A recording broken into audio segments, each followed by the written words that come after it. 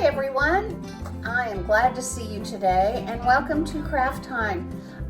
Frances, my granddaughter, is going to do the craft today and she's going to help us learn how to draw a flower, and that reminds me of a Bible verse that I really like. It's from Isaiah 35 and it says, "The wilderness will rejoice and blossom like the crocus. It will burst into bloom, it will rejoice gratefully and shout for joy."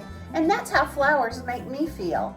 At my house, I've probably got 4 vases of flowers in my house and they're all over my yard. I just love flowers. So I hope this helps you to rejoice and have a good time. Okay, this is the example that I made. So it's just a very, very simple, kind of generic flower.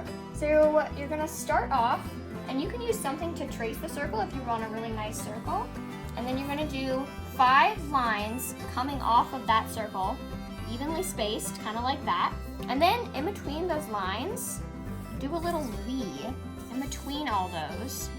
And now we're gonna connect these V lines at the top. You can do a point, you can do it not. You can go all the way around, do that. And if you want, you can try to make sure that this line is kind of in the middle of your petal. And now you can use a Sharpie. I have a thin Sharpie here. You can use a thicker one, and we're just gonna outline it. Okay, now that I've finished outlining it, I'm gonna get an eraser and erase all of the pencil markings underneath the outlines, because when you're coloring, you really don't want to be able to see these. And then you can use whatever color you want. I'm gonna do the petals first. Pick one side of the picture you want to be darker. That's where you're gonna put the shading. I'm gonna do it on this side. And start to color. And you're gonna push really hard. Of course, don't break whatever media you're using, but push hard for a really nice matte color. And then on this line, you're gonna do the same thing, push hard, and then you can just color it in like you'd normally color it in, but it just looks nicer because there's a little bit of shading, there's a little bit of shadow. We're gonna move on to highlighting it, and this is completely optional. You may not have something you want to highlight with.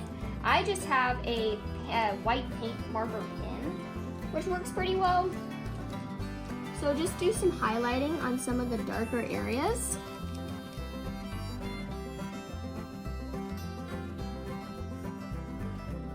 It just shows up really nice, gives it some depth. something. Yes.